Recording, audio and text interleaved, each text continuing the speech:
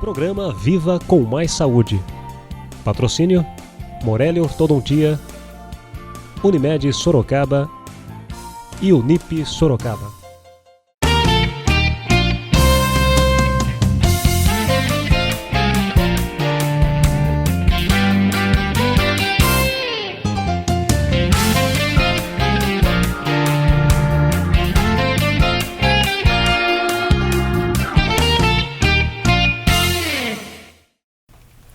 Viva com Mais Saúde, uma realização da Fundação Ubaldino do Amaral, produção da TV Jornal Cruzeiro do Sul, com retransmissão pela TV Com, canal 7 da NET, pela TV Votorantim, canal 10 e TV Comunitária, canal 3 pela Supermídia.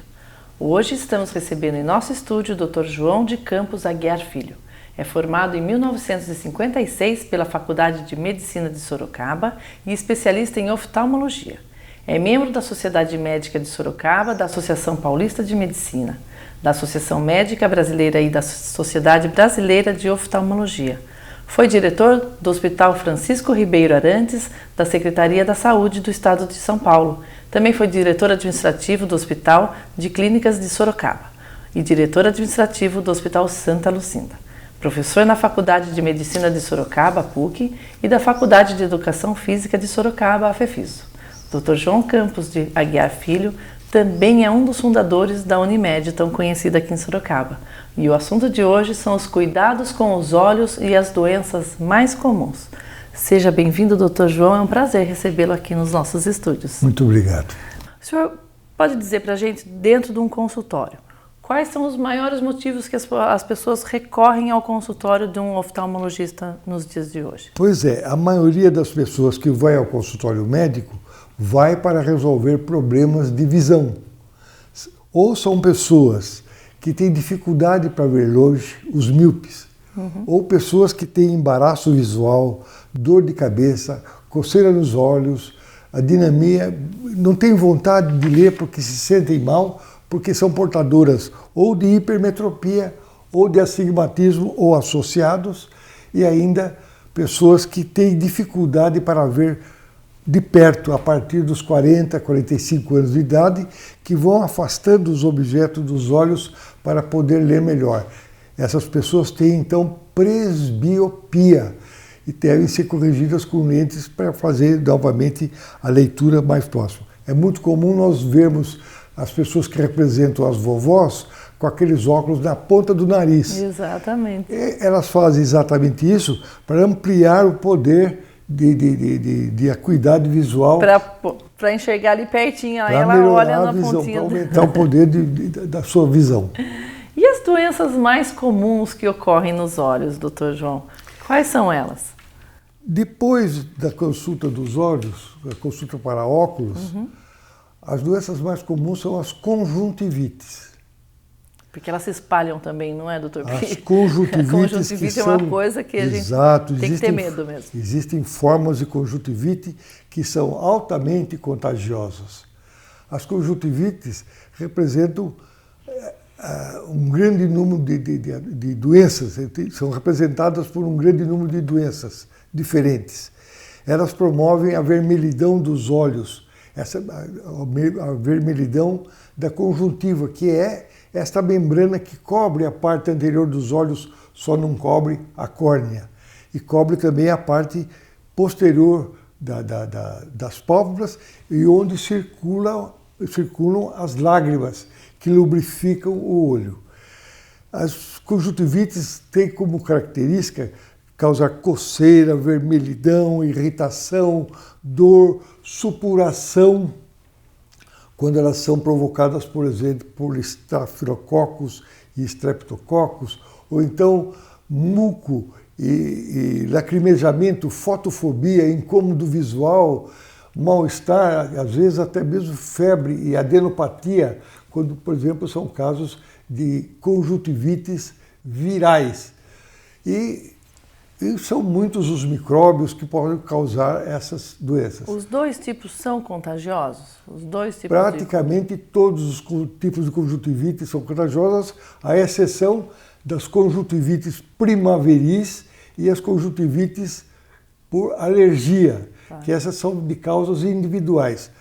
As conjuntivites primaveris ocorrem geralmente em municípios mais ligados à produção rural, onde o pólen das plantas circula livremente e atinge os indivíduos. Aqueles que são sensíveis a esses pólenes são atacados durante a primavera. Então há um grande número de casos de conjuntivite exatamente na primavera. Aí as conjuntivites alérgicas são as mais variadas do mundo, porque nós temos alergia por uma questão que às vezes sem saber e às vezes insistimos em usar aquele alergênico. Principalmente os animais domésticos, não é, doutor João? Existe a alergia, as pessoas insistem às vezes em manter... Pelos, poeira e assim por diante. E a própria pintura, a maquiagem das mulheres pode ser alérgica. Mas os produtos não são modernos? Hoje em dia a gente vê tanta a indústria tão moderna, tão eficiente. Não existem produtos assim antialérgicos ou qualquer tipo, vamos dizer, um tipo normal pode causar alergia? Os laboratórios lutam para produzir artigos que não tenham grande comprometimento de alergia. Mas isto é impossível, porque a natureza humana não é a mesma aqui e acolá, ou de homem para homem, de mulher para mulher. Existem casos até muito interessantes, do caso da maquiagem, que a mulher, pelo simples fato de trocar de marca daquele produto com a qual ela faz a maquiagem, ela tem alergia. Desenvolve a alergia. Exatamente. Existem produtos com mais alergia do que outros. Existem algumas outras doenças que também a gente pode relacionar aqui, que não seja a conjuntivite, mas outras doenças comuns também aos olhos? Além dessas doenças que frequentemente nós vemos nos consultórios, nós podemos ter o ordeulo, a vilvinha.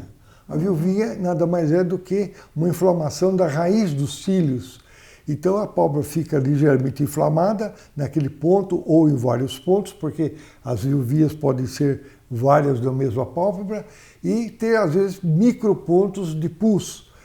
Essas vilvinhas incomodam, ardem, coçam os olhos, deixam os olhos vermelhos e assim por diante. Outra doença é a retenção da secreção sebácea dentro das glândulas no interior da pálpebra, que se chama calásio. O calásio em si não tem problema, a não ser quando ele cresce muito e incomoda muito, ou então ele se infecta e torna um verdadeiro abscesso, requerendo uma medida terapêutica mais agressiva, que é a drenagem. Fora isso, você também encontra a inflamação de toda a borda palpebral, chamada blefarite, de múltiplas causas, incluindo a própria alergia, e essas blefarites deixam as pessoas com o olho vermelho, como tivesse bebido muito, digamos assim, né? Entre aspas. Tá. E temos ainda aquela pelinha que cresce no canto do olho e encaminha-se para a córnea vermelha, que incomoda, arde, coça, que é o pitirígio. Enfim.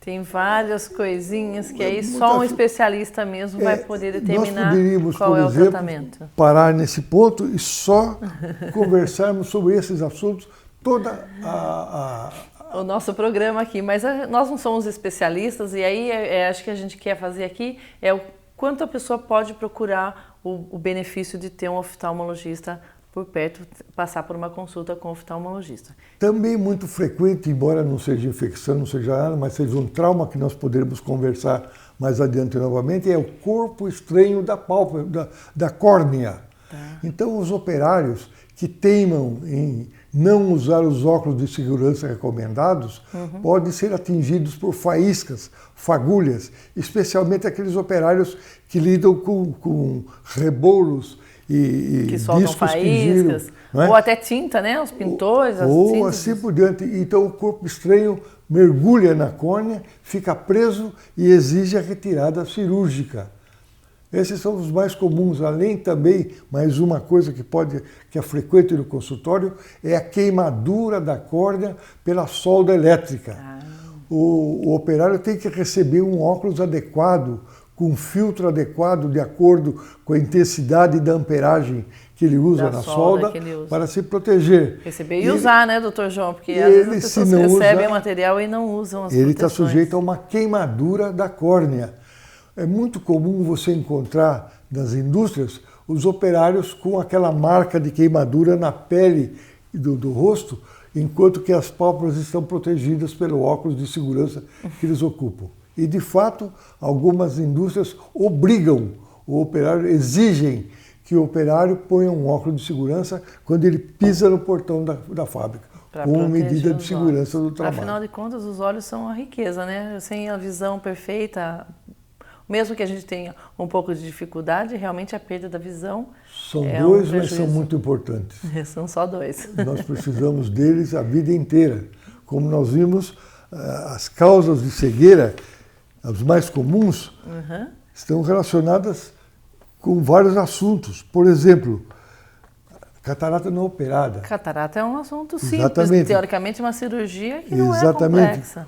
Como a degeneração senil da mácula e assim por diante. Então, a perda da visão realmente deixa a pessoa, vamos dizer assim, com dificuldade para cumprir os seus compromissos. E no dia a dia, Dr. João, que cuidado que uma pessoa pode tomar no seu dia a dia para evitar ter algum tipo de lesão ou algum tipo de doença ocular?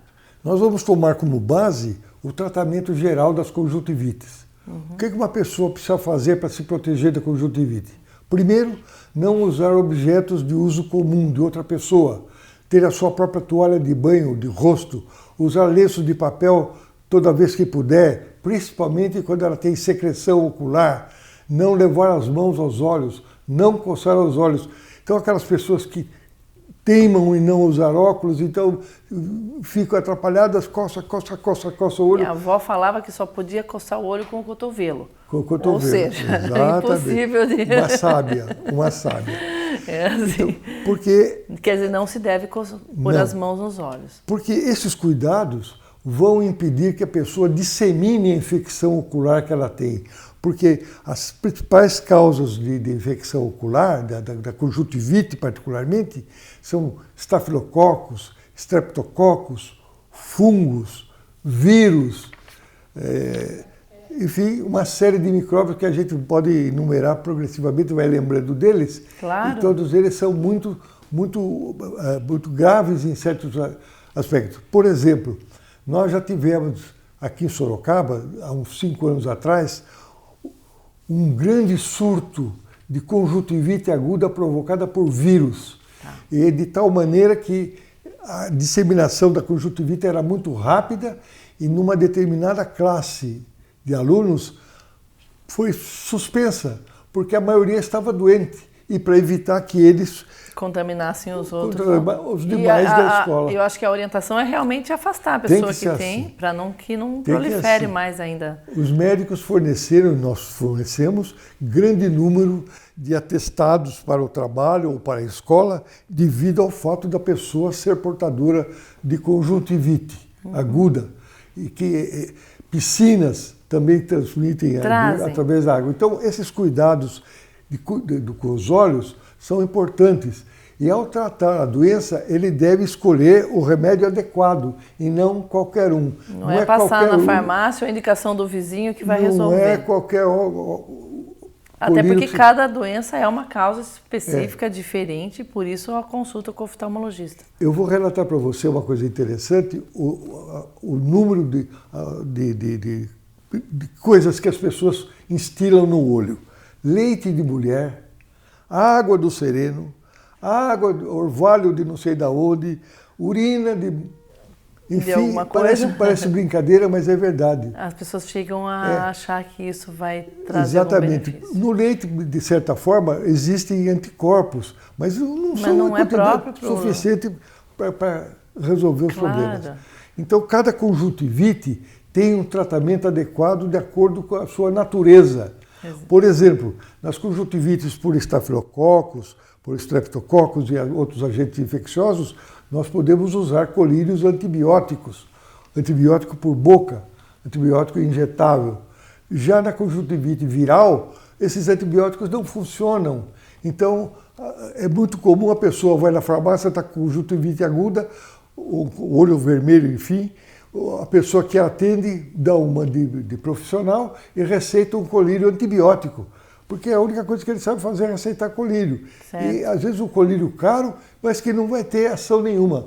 Enquanto que o tratamento da conjuntivite viral vai se basear na lavagem dos olhos com frequência com água ou com soro fisiológico, na instilação de colírios tipo lágrima artificial, né? Enfim, coisas mais simples que não são tão caras assim e não precisa usar um colírio antibiótico. O senhor está falando em colírio, sem contar o colírio antibiótico que é receitado no caso de uma doença. Os colírios normais, que são para lavagem, enfim, lubrificação, são bons? É um bom artifício a utilização de colírios? Você tocou num assunto interessante porque você se lembra do seu tempo, do meu tempo, o lavolio, né? Apenas como desculpe a propaganda. Lerim, que não, né? já tiveram a sua época.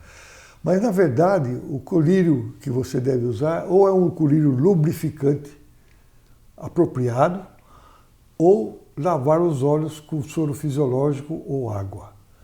Uma coisa também muito importante na prevenção das doenças dos olhos e da própria conjuntivite, das próprias doenças oculares, é não expor os olhos exageradamente à luz solar.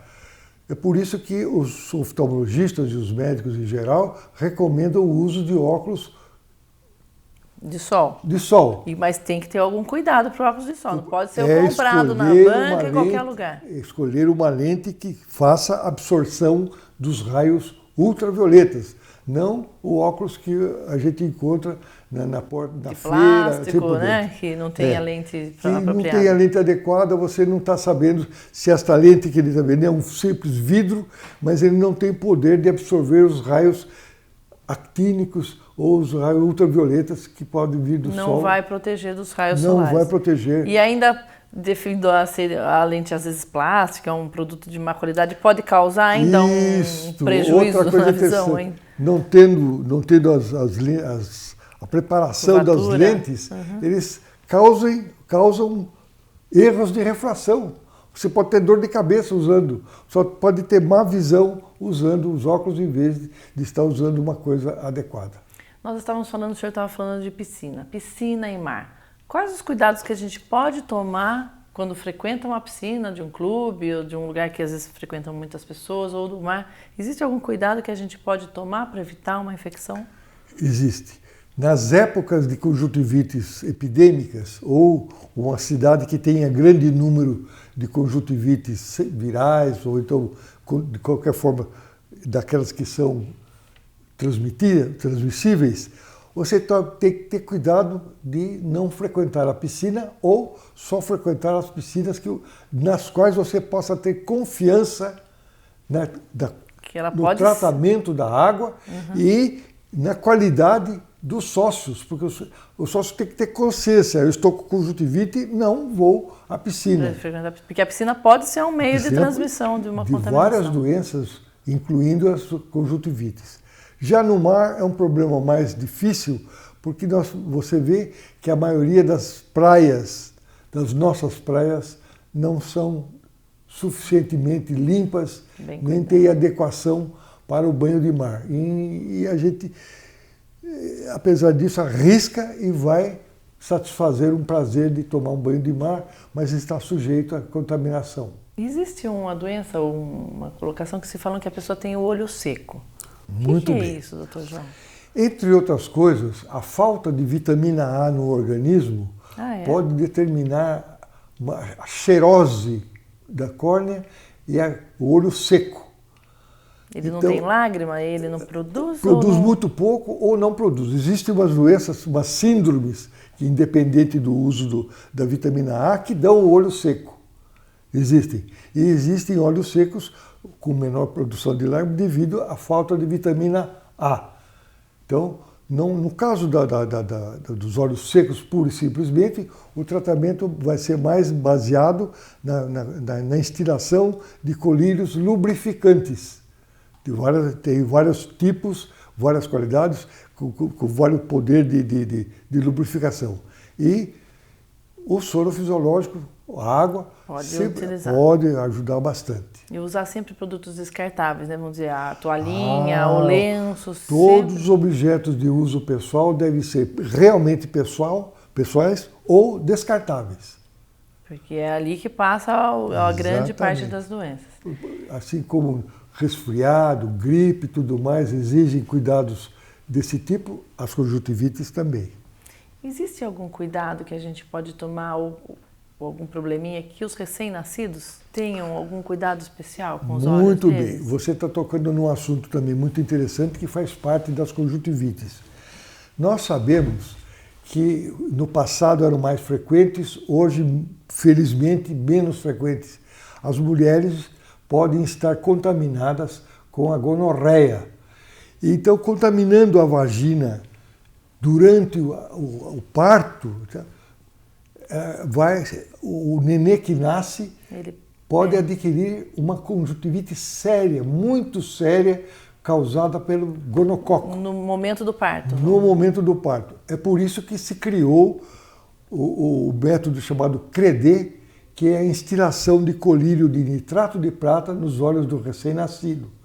Houve até um tempo aí que as indústrias farmacêuticas e as entidades médicas tentaram substituir o método CREDE, que é o nitrato de prata, por um colírio antibiótico, que não deu o mesmo resultado, a mesma facilidade. O método CREDE ainda é o melhor. A criança nascendo e não tratada com essa conjuntivite à custa dos gonococos poderá chegar até a cegueira. Ela tem que ser tratada quanto antes, com intensidade, para prevenir complicações e sequelas. Tá certo, porque o nenê também não tem muita resistência, quer dizer, quanto antes se inicia o tratamento, eficaz ele se fará. E o estrabismo, ele é só um problema estético, doutor João, ou realmente a gente precisa tratar o estrabismo, vamos dizer, com bastante cuidado? Só o estrabismo é um caminho para uma subespecialidade. Nós temos amigos que até escreveram um livro muito bom sobre estrabismo, eles só cuidam da motricidade ocular. Quando nós olhamos longe nós chamamos de qualquer distância superior a 5 metros. Os olhos devem estar paralelos. À medida que vamos chegando mais perto, os olhos vão se aproximando. Mas terminado esse exercício ocular olhando de novo, de longe os olhos devem voltar ao normal. Os olhos são movidos por músculos que elevam, que abaixam, que trazem para a parte medial, para a parte lateral, obliquamente e assim por diante. São vários pares de músculos que atuam conjugadamente. São verdadeiros pares de músculos. Quando eles se desequilibram, você tem o estrabismo. De uma certa forma, quando você tem um vício de refração num olho e no outro olho um pouco diferente, o organismo tenta se proteger e corrige apenas um. Como é que ele faz para não ver com o outro? Ele desvia o outro. Então é um estrabismo adquirido, que tem que ser corrigido por medidas de correção de óptica, né? Tem que pôr óculos, tem que fazer exercícios musculares para os olhos e até mesmo cirurgia, quando for o caso. É o caso, né? Para isso tem um especialista Exatamente. Só em estrabismo, Existe é uma especialidade. Gente que só cuida de estrabismo. Tenho vários amigos com os quais aprendi muito que só cuidam de estrabismo. Então, essas são as doenças aqui. O senhor acha que tem alguma doença, alguma procura que a gente deve fazer ao oftalmologista? Que nós não tocamos aqui nesse assunto, doutor João? Olha, tem mais algumas, a gente vai lembrando à medida que conversa com você. É muito comum nós encontrarmos as pessoas com o olho vermelho com uma hemorragia subconjuntival. Então elas ficam altamente apreensivas, porque o olho está vermelho, está com aquela hemorragia, então vão desesperadamente no consultório. É mais feio do que grave. Aquele olho vermelho que parece que soltou um sanguinho no branco do olho. Porque se não houver um motivo vascular permanente, é apenas a ruptura de um pequeno vaso, perda de uma quantidade de sangue e aquilo fica naquilo mesmo. Mais grave é a hemorragia interna do olho, que você não vê, mas você perde a visão por causa dela. Para esta situação, você conta com um determinado exame que faz parte da rotina do exame oftalmológico, que é a fundoscopia, ou com dilatação ou sem dilatação, porque às vezes dá, às vezes não. Dilatação é estirar um colírio que aumenta o diâmetro da pupila, não é? Então esse é melhor, dá mais resultado. Você dilata o olho, aumenta o diâmetro da pupila e examina o fundo do olho para constatar quais as doenças que estão afetando o fundo do olho, por exemplo, uma hemorragia. Você também é capaz de determinar a gravidade da hipertensão, você é capaz de determinar a gravidade do diabetes. O diabetes, mais cedo ou mais tarde, pode atingir o olho e pode determinar lesões graves, com perda visual ou apenas diminuição da visão, mas na maioria das vezes severas perdas visuais, que então são constatadas mediante esse exame de fundoscopia. Quer dizer, por esse exame pode-se ter vários resultados, pode-se analisar várias doenças e evitar ou tratar algumas outras. Perfeitamente. Vocês tiveram uma entrevista muito boa com o Dr. Morelli, durante a entrevista dele, ele falou sobre uma doença muito séria, que eu não vou falar aqui porque ele já falou, que é o glaucoma, que é o aumento de pressão de dentro do olho. Ele explicou, deve ter explicado, tenho certeza que explicou tudo direitinho para você. Então faz parte também de uma boa consulta com um bom oftalmologista, a medida da pressão do olho no momento em que você é examinado, para ver se você tem aumento da pressão do olho. Claro que isso também é importante. Qual a frequência que se deve frequentar um consultório oftalmológico? E a partir de... Vou emendar uma outra pergunta aqui, doutora. A partir de que idade a gente deve encaminhar uma criança, vamos dizer, ao oftalmologista? A frequência do exame oftalmológico deveria ser uma vez por ano, uma vez cada 2 anos, mas isso no Brasil e em muitas partes do mundo é impossível. Pelo menos a cada 5 anos já é uma coisa interessante.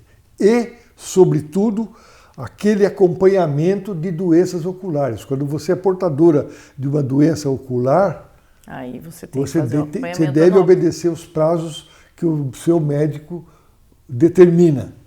Por outro lado... Quem é o míope, ou vamos dizer, tem uma miopia ou uma hipermetropia, esse tem que frequentar mesmo anualmente. Porque o míope significa, em última análise, o aumento do tamanho do olho. E o míope está sujeito a um descolamento de retina. Então, de repente, ele perde a visão porque a retina descola. A retina é como o filme das antigas máquinas de tirar fotografia. Certo. Não é? Se ela está num lugarzinho, ela tira a fotografia. Se ela sair daquele lugar, a fotografia não pode ser gravada. Então, na miopia, é necessário um acompanhamento mais apropriado de acordo com o grau da miopia. As grandes miopias são muito sérias, muito graves. E para você ter uma ideia, a retina da miopia funciona como um balãozinho que você assopra. Você assopra, ele incha. Você torna a soprar, ele vai ficando com a parede cada vez mais fina. Então a retina do míope é mais fina do que a retina normal. Outra coisa importante da criança, que hoje está sendo colocado em prática, talvez não por todos, por falta de pessoas capacitadas, mas devia existir, é o exame do olho do recém-nascido. O olho do recém-nascido pode apresentar, entre outras coisas, um tumor chamado retinoblastoma, que não é tão frequente assim, mas existe. Aqui em Sorocaba eu tive 2 irmãs gêmeas que tiveram retinoblastoma. Eu as examinei logo na infância e depois continuei vendo depois que elas foram tratadas. Quer dizer, quanto antes... Isto. Então, uma pessoa que tem um pouco de conhecimento leva um oftalmoscópio e ilumina o fundo do olho, faz a luz passar de lá para cá e vê se o reflexo do fundo do olho dessa criança é vermelho. Se ele é vermelho, a possibilidade de ser normal é muito grande. Se ele é esbranquiçado, a possibilidade de ter um retinoblastoma é muito grande. Doutor João, quer dizer que desde pequenininha, desde recém-nascido, é importante a consulta do médico. Assim como o exame do recém-nascido para ver se ele não tem catarata congênita. Eu gostaria de agradecer a sua presença aqui, doutor João, que foi tão importante nesses assuntos. Chegamos ao final de mais um programa Viva com Mais Saúde. Já agradecendo a participação do nosso entrevistado, doutor João de Campos Aguiar. O Viva com Mais Saúde trouxe hoje o assunto cuidado com os olhos e as doenças mais comuns. Você pode assistir a este programa no portal do Jornal Cruzeiro do Sul em www.cruzeirodosul.inf.br, na TV Com, canal 7 da NET e na TV Votorantim, canal 10. E TV Comunitário, canal 3 pela Supermídia. O Viva com Mais Saúde vai ficando por aqui e esperamos você no nosso próximo programa. Até lá!